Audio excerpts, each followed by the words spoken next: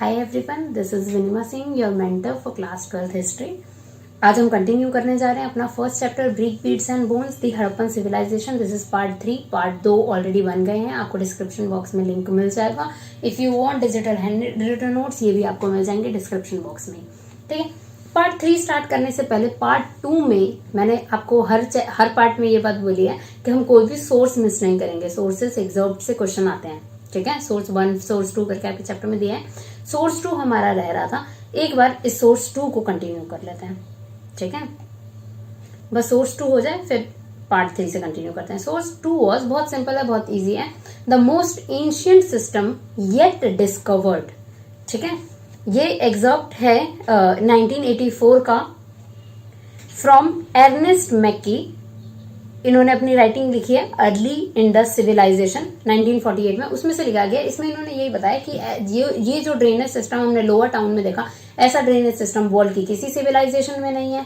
नालियां बनी हैं, हर घर से निकल के जा रही हैं, बड़ी स्ट्रीट में मिक्स हो रही हैं। उसके बाद इन्हें बड़े पत्थरों से, लाइमस्टोन से ढक के रखा गया है। कोई भी नाली ओपन नहीं है, जो हमने पहले डिस्कस किया। ये भाई अपनी आर्कियोलॉजी स्टडी उस टाइम पे इन्होंने किया, उसी में बता रहे कि इतनी क्लीनिंग और इतना हाइजीन मेंटेन्ड सिविलाइजेशन कहीं और नहीं देखने मिली। इनफैक्ट जो छोटी सेटलमेंट है, लोथल काफी छोटा सेटलमेंट है। ठीक है, बहुत छोटा सेटलमेंट है, तो भी यहाँ पे जो ड्रेनेज सिस्टम है प्रॉपर बनाया गया है। घर मड के बने हैं, मिट्टी के घर बनाए हैं। यहाँ लोथल में ईंट के घर नहीं बने मिले हमें, मिट्टी के घर मिले हुए हैं। तो भी जो ड्रेनेज सिस्टम है उसको प्रॉपर ब्रिक से बनाया हुआ है, ईंटों से बनाया हुआ है, और वैसे ही ढक के रखा है। तो घरों में भले कॉम्प्रोमाइज कर रहे हैं, सफाई में कॉम्प्रोमाइज नहीं कर रहे हैं। ठीक है, the most ancient system yet discovered, अब तक का सबसे एंशियंट सिस्टम जो हमें मिला है, best drainage system, that was from Indus valley civilization. ठीक है, आइडेंटिफाइंग सेंटर ऑफ प्रोडक्शन, मैंने आपको लास्ट पार्ट में ही बता दिया कि कैसे हमें ये पता लगता है कि कौन सा सेंटर प्रोडक्शन का है। जिस सेंटर से, जिस साइड से हमें छोटे छोटे वेस्ट मिले हैं, वेस्ट मटेरियल मिला है, वहां हमें देख के पता लग जाता है कि यहाँ पे क्राफ्ट प्रोडक्शन होता होगा। जैसे कि क्राफ्ट प्रोडक्शन के लिए कौन सी जगह थी, चानू दारो, लास्ट वीडियो में बताया, हम नाम याद रखेंगे। ठीक है, आपको स्टोन के टुकड़े मिल जाए, या शेल, कॉपर, अनफिनिश्ड ऑब्जेक्ट मिल जाए। ठीक है, जिनको अच्छे से, जो वेस्ट मटेरियल थे, ये सब जहां से मिल जाए, इसका मतलब चानू दारो से सिर्फ वेस्ट मटेरियल ही मिला जा रहा है बड़ा सारा। दैट मीन्स यहाँ पे प्रोडक्शन वर्क हुआ करता था। लास्ट वीडियो में इसे अच्छे से बताया, आप देख सकते हैं। और प्रोडक्शन बड़ी साइट्स पे भी होता था, हड़प्पा एंड मोहनजोदाड़ो जैसी साइट पे भी बड़े प्रोडक्शंस हुआ करते थे। ठीक है, बट मेन सेंटर जो था क्राफ्ट प्रोडक्शन का, that was Chanhu Daro. Strategies for procuring materials, material सिर्फ लोकली अवेलेबल चीजें हमें यहाँ पे नहीं मिली, बल्कि दूर से लाई हुई चीजें भी हमें मिली। लास्ट पार्ट में जो मैंने लग्जरी बताया था कि कई सारी चीजें लग्जरी थी जो दूर से भी मंगाई जाती थी, है ना, ये हम देख चुके हैं। तो कहाँ से ये क्या चीजें मंगाते थे? सबसे पहले some clay were locally available, mostly clay locally available थे। और पर कई स्टोन, टिम्बर की लकड़ियां होती हैं, महंगी होती हैं ये, और कम मिलती हैं। कई स्टोन, टिम्बर, मेटल दूर से मंगाए जाते थे, बाहर से मंगाए जाते थे। ठीक है, अब दूर से मंगाए जा रहे हैं तो अगला क्वेश्चन आता है कि मीन्स ऑफ ट्रांसपोर्ट इनका क्या था। इसके लिए हमें एक टेराकोटा टॉय मॉडल, टेराकोटा जो मिट्टी है उसी से बनाया हुआ एक टॉय मॉडल मिलता है। ये टॉय, वैसे ये खिलौना था, पर टॉय मॉडल ये दिखाता है कि इस तरीके के बुल्स का यूज करके, ये बुलडॉग कार्ट्स का यूज किया करते थे ट्रेवलिंग के लिए। यहाँ पे आपको व्हील्स दिख रही हैं, है ना, ये आप व्हील्स देख पा रहे हैं। यहाँ पे 2 बुल्स बांध रखे हैं, एंड देन ये खींचेंगे और ये आपकी बैलगाड़ी चलेगी, है ना, बुलडॉग कार्ट आपका चलेगा। तो रोडवेज के लिए ये, और वाटरवेज का भी ये लोग यूज क्या करते थे, इंडस और इसकी ट्रिब्यूटरीज का यूज करके। ठीक है, पानी के रास्ते से नाव के थ्रू दूसरी जगह जा सकते हैं। तो 2 तरीके का यूज होता था ट्रांसपोर्टेशन के लिए, land route and sea route. ठीक है, टेराकोटा मॉडल ये बड़ा इंपॉर्टेंट है बहुत, इसने हमें ट्रांसपोर्ट के बारे में बताया कि कैसा ट्रांसपोर्ट सिस्टम यहाँ का था।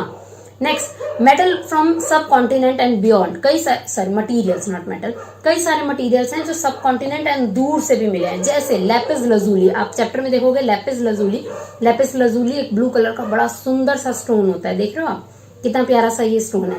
ये लोकली अवेलेबल नहीं था, इसे दूर से मंगाया जाता था। कहाँ से मंगाया जाता था? शॉटुगाई से मंगाया जाता था। शॉटुगाई कहाँ? अफगानिस्तान में। ठीक है, हम रिकॉल करते रहेंगे कौन सी जगह पे कौन सी साइट है। तो अफगानिस्तान से दूर से ये लोग ये लैपिस लजूली को मंगाया करते थे। नेक्स्ट, एक और कार्नेलियन स्टोन जो भरूच गुजरात से मंगाया जाता था। ये पत्थर भी बड़ा सुंदर सा है, रेड कलर का स्टोन है, ठीक है। इसके बाद इसको घिस के जो भी है जिस शेप में इन्हें बनाना वो बनाते थे, तो ये इसको भी बड़ी दूर से मंगाते थे। मेटल्स को राजस्थान से मंगाया जाता था। स्टीटाइट जिन स्टोन से ये मोहरे बना रहे हैं, सील्स बना रहे हैं, ये साउथ एंड नॉर्थ गुजरात से मिलता था। Copper Khetri region of Rajasthan से।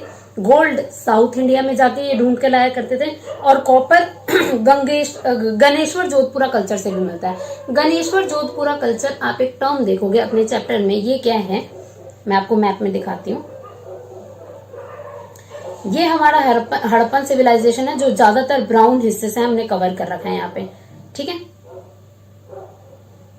थोड़ा और हो सकता है, मतलब मेजरली ये हड़प्पन सिविलाइजेशन है मैच्योर फेज का, क्योंकि हमें मैच्योर फेज पढ़ना है इस चैप्टर में, ठीक है, मैच्योर फेज का। इसके बाद क्या है, ऐसा नहीं है कि बाकी का पूरा पार्ट खाली है इंडिया में और इंसान नहीं रहते यहाँ, ऐसा नहीं है। यहाँ पे भी इंसान रह रहे हैं, अलग अलग जगह पे इंसान रह रहे हैं, पर किसी सिविलाइजेशन में नहीं रह रहे। छोटे छोटे कल्चर है वहां पे, हम उसे सिविलाइजेशन नहीं कहेंगे, उसे हम कहेंगे छोटे कल्चर, ठीक है। कुछ ग्रुप में लोग यहाँ पे रह रहे हैं, कुछ ग्रुप में यहाँ पे, कुछ ग्रुप में यहाँ पे, कुछ ग्रुप में यहाँ पे। वैसा ही एक सिविलाइजेशन था जोधपुरा गणेश्वर कल्चर, ठीक है। यहाँ पे कुछ अलग तरीके के पॉट्स मिले हैं जो हड़प्पन सिविलाइजेशन से अलग हैं, अलग तरीके के बर्तन, मतलब ये पता लगता है कि ये लोग अलग रहा करते थे, इंडस वैली सिविलाइजेशन से जुड़ के नहीं रहते थे, ये अलग रहने वाले लोग थे। कुछ छोटी से लोगों का ग्रुप था, एक सोसाइटी थी इनका, जिनका अपना एक कल्चर था, ठीक है। इंसान दूर दूर भी रह रहे हैं। अब क्या है, इंडस वैली सिविलाइजेशन के जितने लोग हैं, ये जो लोग हैं, ये इनसे भी ट्रेड करते थे। भले इनके आपस में रिलेशंस नहीं है, नॉट लाइक मिलजुल के रहने वाली चीज नहीं है, बट ट्रेड आपस में ये लोग किया करते थे और यहां से ये लोग आके कॉपर ले जाया करते थे, ठीक है। एक बार मैप को क्लीन कर लेते हैं क्योंकि मैप का हमें यूज आगे होने वाला है। चलिए, जो जो हमें साइट्स मिलेंगी इंपॉर्टेंट, इन्हें हम मैप में जरूर देखेंगे। एक बार वापस आते हैं। तो गणेश्वर जोधपुरा कल्चर आपने देखा, गणेश्वर जोधपुरा कल्चर से ये लोग मेटल्स कॉपर मंगाया करते थे, ठीक है। तो कॉपर के लिए खेतरी रीजन राजस्थान का और गणेश्वर जोधपुरा कल्चर, क्योंकि कॉपर का बहुत ज्यादा यूज कर रहे हैं ये मटेरियल्स में, है ना, तो कॉपर यहाँ से लाते थे। साउथ इंडिया से जाके गोल्ड ला रहे हैं। स्टीटाइट्स जो हैं ये south Rajasthan and north Gujarat से। मेटल राजस्थान से। कार्नीलियन और लेपिस लजूली, दो स्टोन्स को जरूर याद रखोगे, बड़े प्रीशियस स्टोन्स हैं यहाँ के लिए, जिनको ये शॉटू भाई से और भरूच की जगह गुजरात से ढूंढ के ला रहे हैं।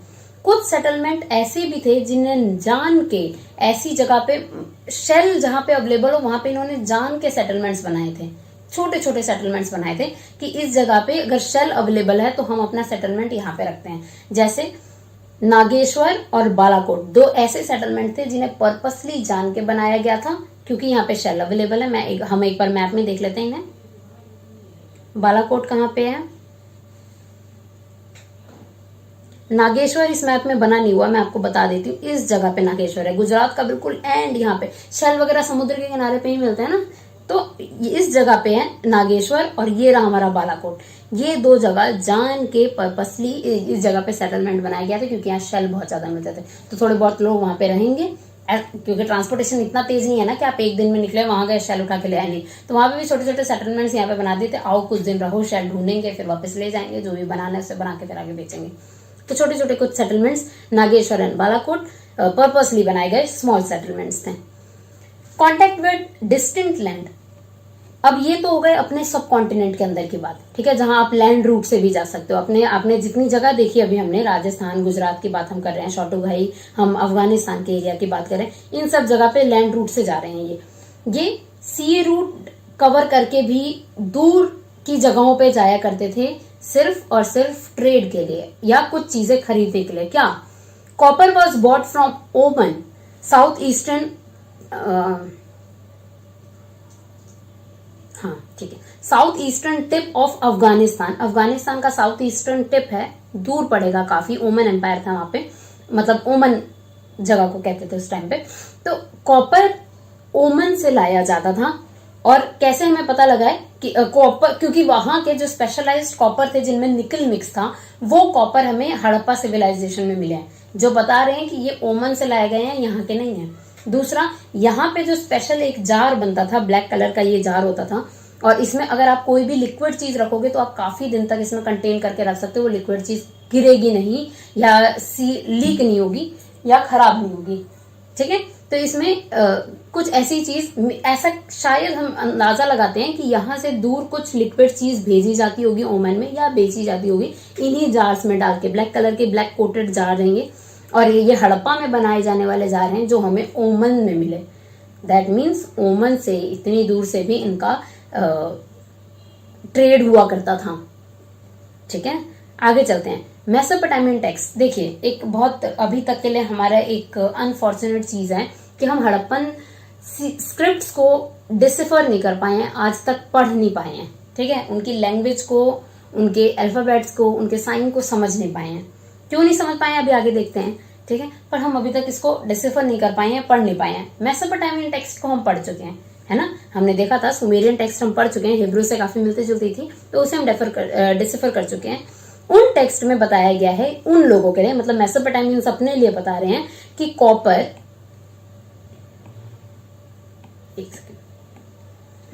वो अपने लिए बता रहे हैं कि copper coming from a region call Magan, Magan से ये कॉपर मंगा रहे हैं। ये मगन वर्ड ओमन के लिए कह रहे हैं, जिस जगह को हम ओमन कह रहे हैं उसको ये मगन के नाम से अपने टेक्स्ट में लिख रहे हैं और बता रहे हैं कि हम कॉपर मगन से मंगाते हैं। हम मतलब कौन, मेसोपोटामियंस, हड़प्पन्स नहीं, इनकी स्क्रिप्ट हम नहीं पढ़ पाए हैं। तो हम मेसोपोटामियन पढ़ रहे हैं क्योंकि कंटेम्प्रेरी है, आसपास के टाइम की सिविलाइजेशन, तो देख रहे हैं क्या कुछ मिल सकता है क्या इधर का। देन मेसोपोटामियन टेक्स्ट बताते हैं, एक जगह का और नाम बोल रहे हैं ये दिलमुन, और जहां तक हम समझ पाए हैं दिलमुन बहराइन आइसलैंड की बात हो रही है। ठीक है, वहां से भी ये ट्रेड करते थे। इसके बाद मेन नेक्स्ट जो हमारे काम का है, क्या ये एक जगह है मेलुहा, जहां से ट्रेड करते थे और काफी ज्यादा ट्रेड करते थे। और मेलुहा जिस जगह को ये बता रहे हैं, जिस डायरेक्शन में ये बता रहे हैं, probably they are talking about Harappan region. ठीक है, हड़प्पन रीजन को ये मेलुहा कह रहे हैं। मेलुहा वर्ड का मतलब जो मेसोपोटामियन लैंग्वेज में है नाविक मतलब होता है, मतलब जो लोग नाव चला के आते हो या नाव चलाते हो। ठीक है, उनके लिए मेलुहा टर्म यूज कर रहे हैं कि मेलुहा से हम काफी ज्यादा ट्रेड करते हैं। काफी सारी चीजें मिली हैं कि ये क्या करते थे, सारे रिकॉर्ड्स रखते थे मेसोपोटामियंस की, क्या क्या हम खरीद रहे हैं। उन रिकॉर्ड्स में इन्होंने लिख लिख के रखा है कि ये चीज मेलुहा से आई है, ये चीज मेलुहा से आई है ना। दैट मीन्स हड़प्पन सिविलाइजेशन का और मेसोपोटामियन सिविलाइजेशन का आपस में ट्रेड हुआ करता था। ठीक है, इसके बाद हमें कुछ सील्स मिले हैं, इस तरीके के सील्स भी वहां पे मिले हैं जो हड़प्पन, देखिए आप इस तरीके के बुल कहाँ देख रहे थे हम, हड़प्पन सील्स में इस तरीके के बुल मिल रहे हैं जो हमने कहाँ देखे, मेसोपोटामिया में। ठीक है, इसके बाद एक लाइन मलुहा के लिए इन्होंने बोली है, may your bird be the hajja bird, may its called be heard in the royal palace. मतलब ये एक तरीके से किसी को संबोधित करने के लिए बोला जा रहा है। ठीक है, रिस्पेक्ट में बोली जा रही है कि आपकी बर्ड हाजा बर्ड हो और उसकी आवाज रॉयल पैलेस में गूंजे, मतलब ऊंचाइयों तक गूंजे, खूब गूंजे उसकी आवाज। और जहां तक आर्कियोलॉजिस्ट समझ पा रहे हैं, हाजा बर्ड पिकॉक को कहा जा रहा है। ठीक है, मे बी हड़प्पन पिकॉक को इम्पोर्टेंस देते हो, पिकॉक से कुछ सिंबलाइज हो, जो भी है, बट इन्होंने ये चीज मलुहास के लिए लिखी है, हड़प्पन सिविलाइजेशन के लिए लिखी है। इसके बाद देखिए पर्शियन गल्फ में, मतलब जो जगह दिलमुन है, दिलमुन क्या, आइसलैंड ऑफ बहराइन को ये दिलमुन कह रहे हैं। दिलमुन में भी हमें हड़प्पा के स्टैंडर्ड वेट स्टैंडर्ड्स मिले हैं। और सबसे बड़ी बात देख रहे हो कि दिलमुन में और हड़प्पा में जो वेट मेजरमेंट, जो स्टैंडर्ड्स हैं वो इक्वल थे, एक जैसे ही वेट मेजरमेंट स्टैंडर्ड दोनों जगह यूज करते थे। तो ये आपस में इतना ज्यादा कांटेक्ट में थे एक दूसरे के कि एक दूसरे के स्टैंडर्ड्स भी यूज किए जा रहे हैं मेजरमेंट के, सेम जो जितना किलो, 1 किलो यहाँ पे यूज किया जाता है उतना ही वहां पे यूज किया जा रहा है। ठीक है, तो अच्छा खासा कनेक्शन में थे।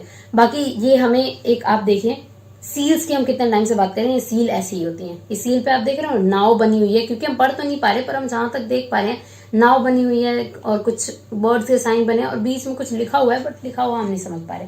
ये क्या करते थे, अपना सामान एक जगह से दूसरी जगह भेजना है। ठीक है, नाव के जरिए इन्होंने ऐसे इमेजिन करते हैं कि हड़प्पा से, मलुहा जिसे कह रहे हैं मेसोपोटामियंस, मलुहा से एक मैंने बड़ी सी बोरी में कुछ भिजवाना है मेसोपोटामिया। ठीक है, वहां पे कैसे पता लगेगा कि ये मैंने ही भिजवाया है। ठीक है, या वहां पे ये कैसे अश्योर किया जाएगा कि ये लीक्ड नहीं है, तो ये क्या करते थे कि ये पता रहे कि हाँ किसी ने रास्ते में खोला नहीं, पहले उस सामान को अच्छे से रस्सी से बांधेंगे, रस्सी के ऊपर एक गीला क्ले लगाया जाएगा, ठीक है, गीली मिट्टी लगाई जाएगी, और उसके ऊपर ये जो स्टैंप है ये स्टैंप मार दिया जाएगा। ये स्टैंप मेरा अपना होगा, ये सील मेरा अपना होगा, जो मुझे मे बी ये इस पे जो लिखा है मेरा नाम होगा, मेरा टाइटल होगा, ऐसे कुछ होगा, और ये स्टैंप उस पे लगा दिया जाएगा। फिर वो मिट्टी सूख जाएगी, एक बार वो सूख जाएगी तो वो उस रस्सी पे चिपकी रहेगी, ठीक है, और वैसे ही चिपकी रहेगी जब तक आप उस नॉट को खोलते नहीं हो। एक बार आप नॉट को खोल दोगे तो मिट्टी ब्रेक हो जाएगी, है ना। आप क्ले को इमेजिन कर सकते हो, सूख जाता है तो उसके बाद उसको ब्रेक कर दिया, एक बार ब्रेक कर दिया तो फिर वो ब्रेक हो गया। तो ये प्रूफ रहेगा कि रास्ते में कहीं आपके सामान को छेड़छाड़ नहीं किया गया। जैसे हम अभी मंगाते हैं ना अमेजोन वगैरह से सामान, कहीं से मंगा रहे हैं तो वो सील होके आता है अच्छे से, ठीक है, हमें अश्योरिटी रहती है कि हाँ रास्ते में किसी ने इसे खोला नहीं है। या आप खाने का भी सामान मंगाते हो स्विगी जोमेटो से तो वो सील्ड रहता है। या हमारे ऐसे भी मेडिसिन वगैरह हम लेते हैं, शैम्पू वगैरह आप लोगे तो आप देखोगे वो सील रहता है, उस सील को हम खोलते हैं तो पता रहता है कि चलो ठीक है सेफ्टी है, किसी ने इस सामान से छेड़छाड़ नहीं किया। उस तरीके का सील है उस टाइम पे यूज कर रहे हैं। चलिए, seal scripts and weight. Seal का मैंने आपको पहले ही बता दिया कि एक बड़े से बैग पे नॉट बांध के टेम्पर्ड कर दिया जाता था, और इस पे आइडेंटिफाई किया होता था सेंडर का, सेंडर की आइडेंटिटी, ये जो है ये सेंडर की आइडेंटिटी है। इसे देख के जो जिनके पास से सामान गया वो समझ जाएंगे कि किसके पास से सामान आया है। Seals usually have a line of writing probably contain name and title. इस पे एक लाइन राइटिंग की कुछ लिखी जाती थी, जहां तक हम समझ पाए हैं शायद ये ओनर का नाम और उसका टाइटल होता होगा, ठीक है। और मोटिव्स भी दिए गए हैं ताकि कन्वे कर सकें।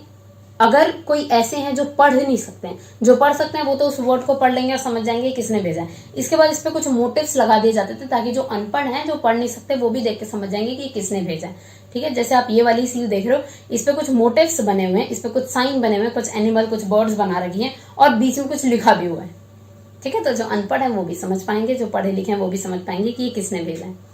नेक्स्ट आते हैं स्क्रिप्ट पे। मैंने बताया कि आज तक अनडिसिफर्ड है टिल नाउ। अगर कोई पढ़ सके और कोई समझ सके इनको तो शायद हम हड़प्पन सिविलाइजेशन के बारे में बहुत कुछ जान पाएंगे। हमें राइटिंग्स मिली हैं बट हम पढ़ नहीं सकते, मजबूरी है हमारी। जितनी भी चीजें हम जानते हैं वो सिर्फ ब्रिक्स, बीड्स एंड बोन्स की हेल्प से ही जान रहे हैं, ठीक है। चलिए, ये जो इंस्क्रिप्शंस हैं इनके बहुत are short, longest contain 26 sign. ज्यादा नहीं है, जो सबसे बड़ा हमें इंस्क्रिप्शन मिला है वो 26 साइन का है, इससे ज्यादा का नहीं है। बट ये देखिए यहाँ पे अल्फाबेट या वोवेल का यूज नहीं किया जा रहा है, ठीक है। अल्फाबेट जैसे हम क्या करते हैं कि 26 अल्फाबेट हो गए ABCD में, फिर हमने याद कर लिया, फिर उन्हीं को जोड़ के वर्ड्स बना रहे हैं, उन्हीं वर्ड्स को जोड़ के हम सेंटेंस बना रहे हैं। ये ऐसे इनकी राइटिंग में ऐसे अल्फाबेट्स नहीं यूज किए हुए हैं। इन्होंने क्या यूज किया है, इन्होंने साइन का यूज किया हुआ है, कई सारे साइन का यूज किया है। And the signs are between 375 to 400। इतने सारे साइंस है, मतलब एक इंग्लिश लैंग्वेज की हम बात करें, हम 26 अल्फाबेट याद करते हैं, कितनी बड़ी लैंग्वेज बन जाती है, हर बात हम बोल लेते हैं। यहाँ पे 375 to 400 साइंस हैं जिनको हमें समझना होगा कि ये किसके लिए कह रहे हैं। जैसे एक स्क्रिप्ट मैंने एक तरीके से समझ लो बैनर है वहां का, हड़प्पन सील्स का, ये देख रहे हो, ये देख के आप क्या समझो, अलग साइन बना रखे हैं। अल्फाबेट्स नहीं है कि हम कुछ जोड़ जाड़ करके समझ के पढ़ सकें, साइन बना रखे हैं। अब इन साइन से ज्यादा नहीं समझ पा रहे हैं और आज तक नहीं पढ़ पा रहे हैं। स्क्रिप्ट्स लेफ्ट से राइट लिखी जाती थी। अब ये हम आप कहोगे कि स्क्रिप्ट पढ़ तो पाए नहीं हो आप, आपको ये कैसे पता कि राइट से लेफ्ट ही लिखते थे? लेफ्ट से राइट हमारी तरह नहीं लिखते, या जैसे उर्दू लिखे जाते ना राइट से लेफ्ट, वैसे लिखते थे। ये ऐसे पता लगा कि ये जो भी साइन है, मान लो इस तरीके से साइन मिले, जो भी रफली बना रही हूं मैं, ठीक है, एक पेज है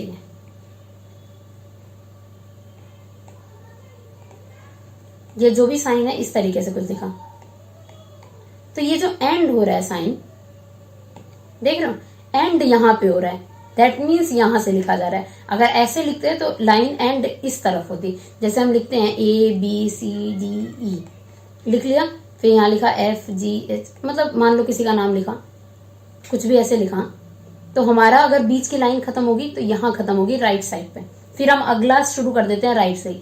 ये लेफ्ट पे खत्म कर रहे हैं और फिर राइट से वापस ऐसे राइटिंग लिखती हुई दिख रही है, ठीक है। दैट मीन्स ये लोग राइट से लेफ्ट लिखते थे। होपफुली आप समझ पाए हो। चलिए एक बार क्लीन कर लेते हैं।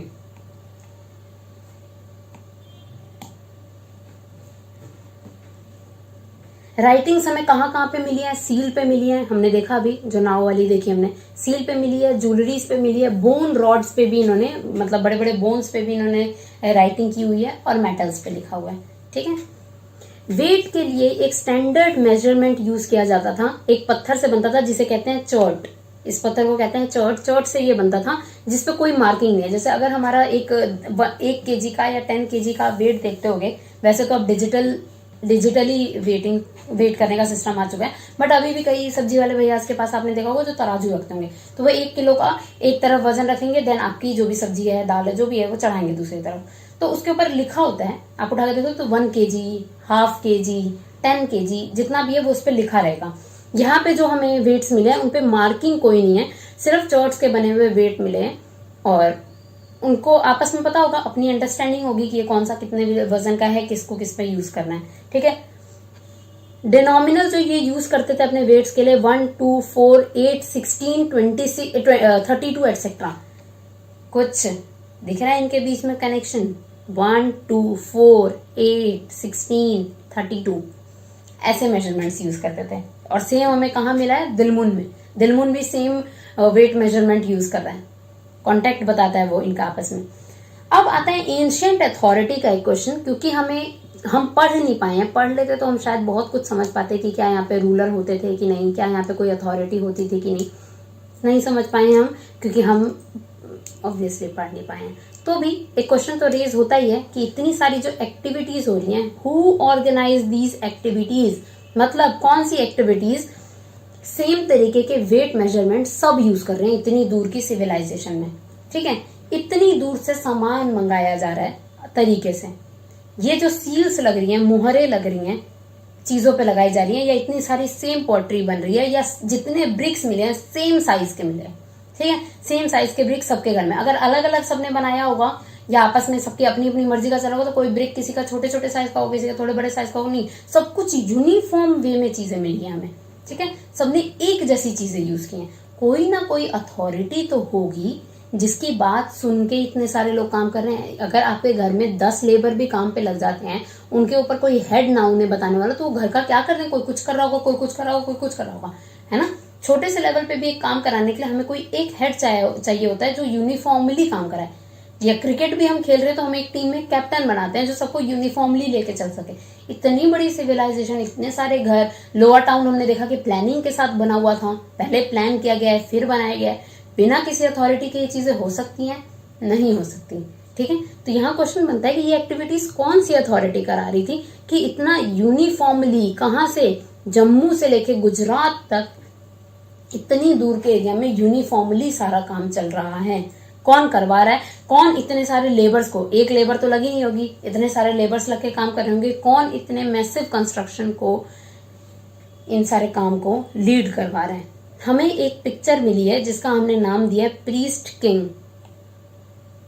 ये पिक्चर देख रहे हैं आप? ये स्टोन से बना हुआ एक पिक्चर मिला है, थोड़ा सा डिस्ट्रॉय हो गया, इसमें हाथ वाथ टूट गए हैं, थोड़ी सी नाक टूट गई है, बट इसको बड़े अच्छे से और बड़ी बारीकी से आप देख रहे हो, एक एक दाढ़ी, लिप्स, आईज, देन इन्होंने सर पे भी कुछ एक ऑर्नामेंट बांध रखा है ऐसे, है ना। कितने बढ़िया से इनके कपड़ों पे भी जो फ्लावर्स बनाए हुए हैं, कितने अच्छे से बारीकी से ये काम किया गया है, और इस क्या कह सकते हैं, स्टैचू को प्रिजर्व करके रखा गया बड़े अच्छे से। तो ऐसा लग रहा है इसको देख के कि ये कोई यहाँ की इम्पोर्टेंट पर्सनैलिटी थी। ठीक है, जरूरी पर्सनैलिटी थी। तो इसके लिए हमारे पास कुछ एविडेंस हैं जिसमें हम आंसर देने की कोशिश करते हैं। एग्जैक्ट आंसर कोई नहीं दे सकता क्योंकि हमने स्क्रिप्ट पढ़ी नहीं है कि हम पढ़ के बता दें। एग्जैक्ट आंसर नहीं मिलते हैं। यहाँ क्वेश्चन आपसे अथॉरिटी का पूछा जाएगा तो 3 तरीके के व्यूज हमारे पास हैं आर्कियोलॉजिस्ट के दिए हुए। 3 तरीके के व्यूज है हमारे पास। पहला, some archaeologists suggest Harappan society has no ruler and everyone enjoyed equal status. कुछ आर्कियोलॉजिस्ट कहते हैं कि कोई रूलर नहीं था इतने बड़े सिविलाइजेशन में। मैप में देखते हैं, इतने बड़े सिविलाइजेशन में कोई रूलर नहीं था क्योंकि हमें एज सच कोई प्रूफ नहीं मिला है रूलर के होने का। ठीक है, इसलिए कोई रूलर नहीं था। पहली थ्योरी क्लियर ये आ रही है, क्योंकि एक सिर्फ स्टैचू मिल जाने से जरूरी थोड़ी है कि ये स्टैचू किसी की का हो ही है। आप कैसे कह सकते हो कि ये रूलर ही थे, है ना। तो पहली थ्योरी हमें ये कह रही है। दूसरी थ्योरी कहती है other feels there was no single ruler but several, that Mohenjodaro has separate ruler and Harappa had separate and so forth. दूसरी थ्योरी कहती है कि हर अलग अलग जगह के जितने अलग अलग साइट हैं, हर साइट के अपने अलग अलग रूलर हुआ करते थे। दूसरी थ्योरी ये कहती है जैसे हड़प्पा के अलग रूलर होंगे, मोहनजोदाड़ो के अपने अलग रूलर होंगे, धौलावीरा के अपने अलग रूलर होंगे, या फिर चान्होदारो के अपने अलग रूलर होंगे। हर साइड के अपने अपने रूलर थे जो अपनी अपनी साइड को चलाते थे। ठीक है, ये दूसरी थ्योरी हो गई। तीसरी थ्योरी कहती है yet others argued there was a single state given the similarity in art craft. इसके बाद तीसरी थ्योरी कहती है कि इतनी दूर में एक सिंगल रूलर थे, ठीक है, जो यूनिफॉर्मली सभी चीजों को चला रहे थे। इतनी दूर में एक ही रूलर हुआ करते थे इतनी दूर को लीड करने के लिए, जो सिंगल यूनिफॉर्म वे में सब कुछ चला रहे थे। वेट क्या रखा जाए बता रहे थे, किस साइज के ब्रिक्स बनाने हैं बता रहे थे, रॉ मटेरियल कहाँ से लाना है बता रहे थे, किस रेशो में लाना बता रहे थे, कैसे हम अपनी लोअर टाउन को प्लान करें, किस सिटी को कैसे प्लान करें, ये सब ये बता रहे थे। Got it? चलिए यहाँ पे आज का चैप्टर एंड करते हैं। आज हमने देखा कि किस तरीके के यहाँ की स्क्रिप्ट, सील्स और वेट्स थे, कैसे ये डिसिफर नहीं हो पाई अभी तक यहाँ की राइटिंग, एंशिएंट अथॉरिटी, यहाँ पे कोई अथॉरिटी थी या नहीं थी, और कौन कौन सा सामान कहाँ से मंगाया जाता था, ये बड़ा इंपॉर्टेंट है। लेपिस लजूली छोटू भाई से जो मंगाया जाता था, ये आप हैंड रिटन नोट्स आपको भी मिल जाएंगे, इनमें से लर्न जरूर कर लेना, किसी पे भी क्वेश्चन आ जाता है। ठीक है, और कोशिश करना जो भी साइट्स की हम बात करें, अभी तो ज्यादा साइट के नाम नहीं आए हैं, अभी हमने नागेश्वर एंड बालाकोट को ही देखा, बट इसको मैप में देखते रहने की जरूर कोशिश करें।